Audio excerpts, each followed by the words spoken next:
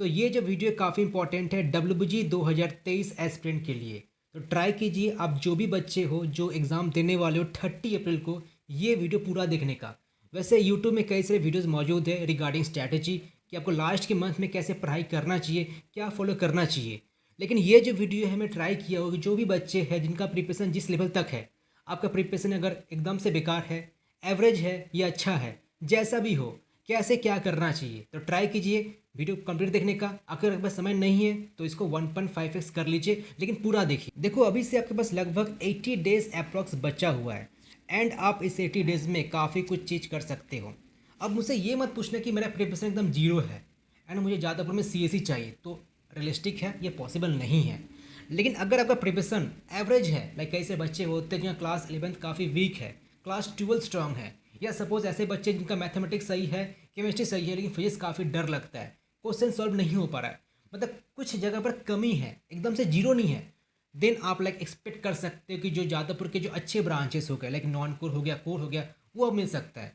लेकिन एकदम से प्रिपरेशन जीरो है एंड एकदम से कुछ भी नहीं पढ़े हो तो जी वो पॉसिबल नहीं है, रियलिस्टिक बात बता रहा हूँ, ठीक है, इसको एक्सेप्ट कर लीजिए। लेकिन फिर भी आप एक अच्छे जगह तक पहुँच सकते हो।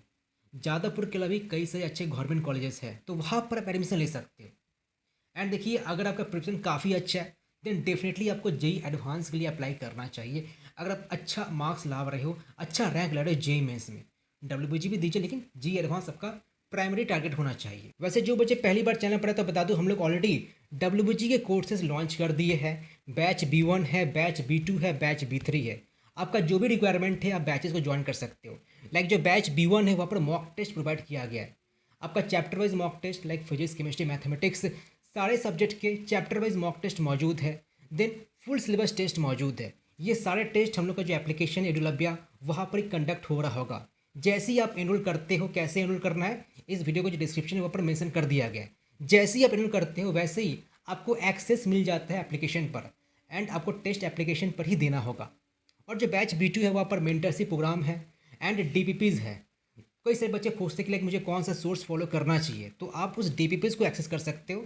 वहाँ पर सब कुछ आपको डिटेल में एक क्वालिटी क्वेश्चन मिल रहा होगा एंड आपको कोई और एक सोर्स फॉलो करने का नीड नहीं पड़ेगा, क्योंकि वो जो DPPs है काफ़ी रिलेवेंट है WG जैसे एग्जाम के लिए।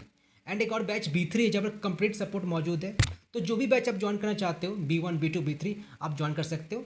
कैसे ज्वाइन करना है डिटेल्स मेंशन है इस वीडियो का डिस्क्रिप्शन में, तो जाइए एंड ज्वाइन कीजिए। एंड ऑब्वियसली ज्वाइन करते हो तो आपका जो प्रिपरेशन है जो भी लेवल पर हो आप उसको और बढ़ा सकते हो। तो जो नंबर 1 पॉइंट है कि आपको WG का सिलेबस एग्जैक्टली क्या है वो पता होना चाहिए।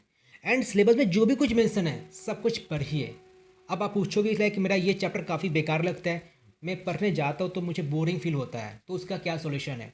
देखो WG में ना हर एक मार्क्स काफ़ी इंपॉर्टेंट है, एक एक नंबर काफ़ी इंपॉर्टेंट रखता है। सपोज आपका फ्रेंड है एंड आप हो, उन दोनों में बस 2 नंबर का डिफरेंस है। आपका जो फ्रेंड है उसको जादवपुर में मैकेनिकल मिल गया एंड आपको जादवपुर में लाइक पावर लेके पढ़ाई करना पड़ रहा है। मार्क्स का ज़्यादा डिफरेंस नहीं होगा, मार्क्स हो सकता है लाइक मैक्स टू मैक्स 4-5 का डिफरेंस होगा, लेकिन ये डिफरेंस आता है, ठीक है। तो ऐसा मत सोचो कि लाइक एक न मार्क्स से चलो छोड़ दो, कुछ मैटर नहीं करने वाला, मैटर करता है। लाइक अब जितना भी ज़्यादा मार्क्स लाओगे ना तो डिफरेंस जो है वो काफ़ी बढ़ने लगता है, ठीक है। तो ट्राई कीजिए जो हर एक मार्क्स है उसको इंपॉर्टेंस ही देने का। एंड ये तभी दे सकते हो जब सिलेबस पूरा तरह से फॉलो कर सकते हो। देखो हर एक चैप्टर से क्वेश्चन आने वाला है, ऐसा कोई भी चैप्टर नहीं होगा कि शायद ही वहाँ से क्वेश्चन पूछा गया होगा। कुछ कुछ चैप्टर हो सकते हैं क्वेश्चन एकदम से आया नहीं, लेकिन मान के चलिए कि हर एक चैप्टर से क्वेश्चन पूछे ही जाएंगे। तो अब करना क्या है कि सपोज़ आपका कोई चैप्टर है उसको पढ़ते ही काफ़ी बोरिंग फील होता है, मतलब एकदम से आप बोर हो जाते हो, पढ़ने का मन ही नहीं करता है। तो करना क्या है कि वो जो चैप्टर है जो आप बोर फील कर रहे हो, एकदम से पसंद नहीं है, उसका एटलीस्ट 2 काम कर लीजिए। पहला काम आपको चैप्टर वाइज PYQ करना है उस चैप्टर का। जैसे मान लीजिए कोई चैप्टर है सपोज आपका फिजिक्स हो गया, ठीक है, तो फिजिक्स का जो वेव ऑप्टिक्स है एंड जो रे ऑप्टिक्स है आप पढ़ने जाते हो तो लाइक आपको मन नहीं लगता है, या कभी वीक हो, मतलब नहीं टच करना चाहते हो, ठीक है, तो ये 2 काम कर लीजिए प्लीज़। पहला काम चैप्टर वाइज PYQ कर लीजिए। ये कहाँ से करें, तो एक बुक आता है MTG एक्सप्लोरर करके, ठीक है, 2 बुक है मैथ्स का फिजिक्स केमिस्ट्री का, वहाँ से जो चैप्टर वाइज PYQ है वो करके रख लो। सेकेंडली वो जो चैप्टर है उसके रिगार्डिंग जो भी रिलेवेंट फार्मूलाज बनते हैं वो फार्मूलाज पढ़ के रख लो। मान लीजिए कोई वेव ऑप्टिक्स से कोई क्वेश्चन आया, बस फार्मूला अप्लाई करना था एंड वहाँ से कोई 1 नंबर मिल जाता। एंड आप ऐसे सोचे कि लाइक वो जो चैप्टर काफ़ी वीक है मैं करके जाऊँगा ही नहीं। तो ये दो काम कर लोगे ना तो एक अब ठीक ठाक प्रिपरेशन हो जाएगा। एकदम से चैप्टर नहीं छोड़ना है, ये दो काम कीजिए बस, ठीक है। वैसे मैं बोलूँगा कि ट्राई कीजिए जो भी चैप्टर आपका वीक है उसको इम्प्रूव करने का। एंड आप इम्प्रूव कर सकते हो क्योंकि आपके पास 1 महीने का वक्त नहीं बल्कि लगभग 3 महीने का वक्त है। 80 डेज मान के चल रहा हूँ, ठीक है। अगर सपोज 25 डेज होता, 30 डेज होता, तब मैं बोल सकता था कि लाइक आप एकदम से छोड़ ही दो, ठीक है। लेकिन फिर भी आपके पास भी वक्त है तो ये दो काम कर लीजिए, ठीक है। Chapter wise PYQ and secondly आपका फॉर्मूलाज एक अच्छे वाइट से में निकालो एंड लिख डालो। अब बात करते हैं PCM के बारे में, ये कैसे पढ़ना होगा आपको लास्ट के डेज में, ठीक है। तो देखो आपका जो पहला सब्जेक्ट है फिजिक्स। अब फिजिक्स में देखिए 12th का जो चैप्टर्स है वहाँ से बहुत ही ज़्यादा वेटेज है, मतलब मान के चलिए कि 50 to 60% वेटेज आपका 12th के चैप्टर से ही होंगे फिजिक्स का। तो आपको ऐसे ऑर्डर फॉलो करना है। तो पहला आपको इलेक्ट्रोस्टैटिक कर लीजिए, सेकंड करंट इलेक्ट्रिसिटी कर लीजिए, थर्ड मैग्नेटिज्म कर लीजिए। ये 3 चैप्टर कर लेते हो ना तो मतलब सच बोले तो 20-25% यहाँ से क्वेश्चन बन जाते हैं। 25% में भी 30% भी हो सकता है क्योंकि इसके बहुत ही ज़्यादा वेटेज होते हैं। एंड ये एक अच्छे खासे समय भी आपका ले बैठता है। मतलब कि ये ऐसे चैप्टर है कि आप अच्छा इन्वेस्टमेंट दोगे, आपको अच्छा आउटपुट मिलेगा, रिटर्न अच्छा है, ठीक है, वेटेज अच्छा है, लेकिन हाँ टाइम देना पड़ेगा। तो इसको स्टार्टिंग में ही कर लीजिए, लास्ट में ये नहीं कर पाओगे, ठीक है। आप ड्रॉपर हो या 12th में हो, जहाँ पर भी हो, ट्राई कीजिए ये जो 3 चैप्टर है सही से समय देने का। एंड जो न्यूमेरिकल हो गए, क्योंकि ऑब्वियसली यहाँ से आपको न्यूमेरिकल ही मिलेगा, थ्योरी तो मिलता ही थोड़ा बहुत, बहुत ही कम मिलता है, न्यूमेरिकल क्वेश्चन मिलेगा, तो वो करते रहिए। अभी 3 हो जाने के बाद आप मूव कीजिए, ऑप्टिक्स को स्किप कर दीजिए, आप मूव कर दीजिए मॉडर्न फिजिक्स पर, उसको बड़े से कर लीजिए क्योंकि वो इजी भी है एंड वेटेज भी अच्छा कैरी करता है। मॉडर्न फिजिक्स जो है ना वो आपका ऐसा कुछ आप लो इनपुट बट हाई आउटपुट कुछ ऐसा है, ठीक है। तो मॉडर्न फिजिक्स करके रख लीजिए, ईजियर है, स्कोरिंग है। लेकिन अब मॉडर्न हो गया, देन आप 11th में मूव कर जाइए एंड वहाँ से आप हीट करके रख लीजिए। तो ये आप प्रायोरिटी ऑर्डर फॉलो कीजिए, ऐसे करना है। अब इसके बाद जो रिमेनिंग बचते हैं वो आप बात का बात कर कीजिए, लेकिन पहले फिजिक्स में आपको इलेक्ट्रो करना है, करेंट करना है, मैग्नेटिज्म करना है, ऑप्टिक्स कीप करना है, देन मॉडर्न करना है, देन 11th में मूव कर दीजिए एंड वहाँ से हीट करके रख लीजिए। उसके बाद जो भी बचते लाइक काइनेटिक्स हो गया, डायनेमिक्स हो गया, आप ऑसिलेशन हो गया, ऑप्टिक्स हो गया, उसको आप अपने अकॉर्डिंग कर सकते हो, लेकिन पहले ये करना है, electro, current, magnetism, modern and heat. अब बात करते हैं मैथमेटिक्स के बारे में। तो मैथमेटिक्स देखो थ्योरी से ज़्यादा आपको प्रैक्टिस ज़्यादा इंपॉर्टेंट है। फिजिक्स में क्या है कि फिजिक्स में आपको कॉन्सेप्ट पर ज़्यादा ध्यान देना चाहिए। एंड आप मतलब न्यूमेरिकल कम कर सकते हो लेकिन कॉन्सेप्ट पर ज़्यादा ध्यान देना चाहिए। मैथ्स में क्या है, मैथ्स में ऐसा नहीं है, अगर कॉन्सेप्ट जानते भी हो प्रैक्टिस बहुत ही इंपॉर्टेंट है। प्रैक्टिस नहीं कर रहे हो कुछ नहीं होने वाला है। आपको जितना भी कॉन्सेप्ट क्यों ना आता हो, प्रैक्टिस इज़ इंपॉर्टेंट, क्योंकि आपको जल्दी सॉल्व भी करना पड़ेगा ना। ऐसा तो नहीं बस सॉल्व करना, आपको टाइम लिमिटेड है, टाइम लिमिटेशन में आपको क्वेश्चन सॉल्व करना पड़ता है। तो मैथ्स का कुछ ऑर्डर ऐसा है, पहला आपको वही सबसे इंपॉर्टेंट हम लोग का कैलकुलस करना है। अब कैलकुलस में सारा नहीं करना है, पहले ये करना है। फर्स्टली आपको AOD करना है, सेकेंडली आपको डेफिनेट इंटीग्रेशन करना है, मैं इनडेफिनेट का नाम नहीं ले रहा हूँ, ठीक है, डेफिनेट का नाम लिया हूँ। थर्डली आपको डिफरेंशियल इक्वेशन करना है, एरिया करना है। तो ये हो कैलकुलस। मैं फंक्शन को स्किप किया, लिमिट्स कॉन्टिन्यू डिफरेंशियल स्किप किया, एंड आपका जो डिफरेंशिएशन उसको स्किप किया, बाकी सबको करना है पहले, ठीक है। और हाँ इनडेफिनेट को स्किप किया। देखो इनडेफिनेट एक ऐसा चीज़ है कि आप अगर समय देते भी हो ना तो कन्फर्मेशन नहीं है कि आपको वहाँ से गारंटी मार्क्स मिल जाएगा, कोई गारंटी नहीं है। लेकिन अगर आप डेफिनेट करते हो तो गारंटी है कि आपका क्वेश्चन आया तो चांसेस ज़्यादा कि आप उसको कर ही लोगे। तो पहले AOD कीजिए, देन डेफिनेट कीजिए, देन डिफरेंशियल इक्वेशन कीजिए, देन एरिया कीजिए, ये हो गया कैलकुलस, ठीक है। उसके बाद आता है आपका कोऑर्डिनेट ज्योमेट्री आता है, तो उसको पूरा करके रख लीजिए जो भी उसका अंडर में आता है। उसके बाद जब जो स्किप कर दिए थे आपका लाइक फंक्शन, देखो फंक्शन ना मतलब बोला जाए तो बहुत ही टाइम कंज्यूम लेता है, ठीक है। एंड थोड़ा बहुत मतलब बोर लगता है क्योंकि बहुत सारे बच्चे क्लास 11th का स्टार्टिंग रहता है तो वो स्किप कर देते वो चीज़, तो उसको मैं बाद में आप कर सकते हो, ठीक है। LCD कर लीजिए, LCD वैसे आसानी वो कर ही लोगे, ठीक है। और फिर 11th में आपका जो वही बायनॉमियल आता है, APGP आता है, प्रोग्रेशन वगैरह, ठीक है। एंड हाँ परमुटेशन कॉम्बिनेशन जो है ना वो लास्ट में कीजिए, प्रोबेबिलिटी जो है उसको पहले करके रख लीजिए। तो मतलब बात है कि जो रिमेनिंग बचता है उसको बाद में करना है, लेकिन पहले ये करना है जो मैंने बताया। आप अगर कोई मैथ्स का बुक फॉलो कर रहे हो जो भी पब्लिशर का, प्लीज़ उसको स्टार्टिंग से एंड तक फॉलो कीजिए। डिफरेंट बुक फॉलो करोगे तो हो सकता है कि आपका जो यूनिकनेस है वो नहीं मिलेगा। आप इससे इतना कर रहे हो फिर उससे उतना कर रहे हो, आपको वैरायटी नहीं मिल रहा है ना, क्योंकि आप कोई भी बुक कंप्लीट नहीं कर रहे हो, तो आपको टेस्ट नहीं मिल पा रहा है कि क्या क्वेश्चन बन सकते हैं। आप यहाँ का स्टार्टिंग के यहाँ का लास्ट किए, पता नहीं चलेगा क्या क्या डिफरेंट क्वेश्चन बन सकते हैं एक पर्टिकुलर चैप्टर से। तो कोई एक अच्छा बुक खरीदिए and starting to end follow कीजिए। एक काफ़ी अच्छा बुक मैं रिकमेंड करता हूँ, लाइक टाटा मैग्रो हिल का है, उसका ई बुक है मेरे पास, ठीक है।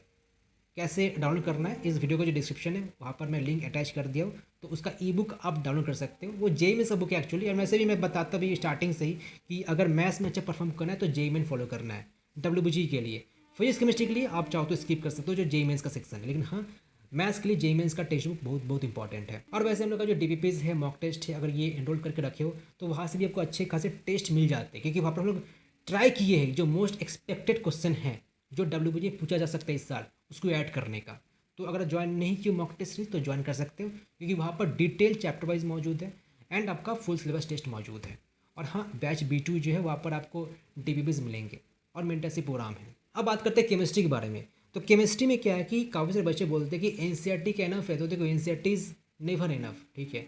एनसीईआरटी बस आपको इतना ही बताता है कि आपसे यहाँ से क्वेश्चन पूछा जाएगा, उसका डिटेल एक्सप्लेनेशन नहीं रहता है, ठीक है। आप कोई भी चैप्टर पकड़ लो, डिटेल एक्सप्लेनेशन बहुत ही कम रहता है। कहाँ रहता है डिटेल एक्सप्लेनेशन, आपको कोई ना कोई बुक रेफर करना ही पड़ता है, बस बताते कि अच्छा ये क्वेश्चन बन सकते हैं। तो देखो जो इनऑर्गेनिक जो केमिस्ट्री है ना उसके लिए एनसीईआरटी इनफ है, आप जो लिखा है वही याद कर लो, याद करना पड़ता है।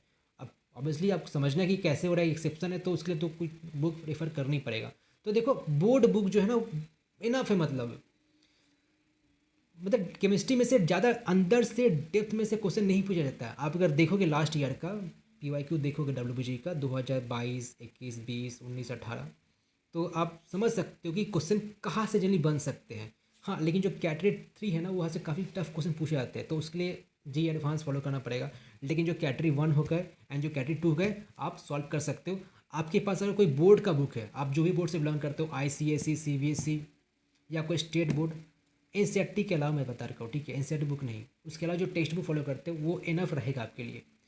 फिजिकल केमिस्ट्री ट्राई कीजिए पहले कंप्लीट करने का, केमिस्ट्री का पार्ट कर रहा हूँ, पहले फिजिकल करना है देन इनऑर्गेनिक करना है।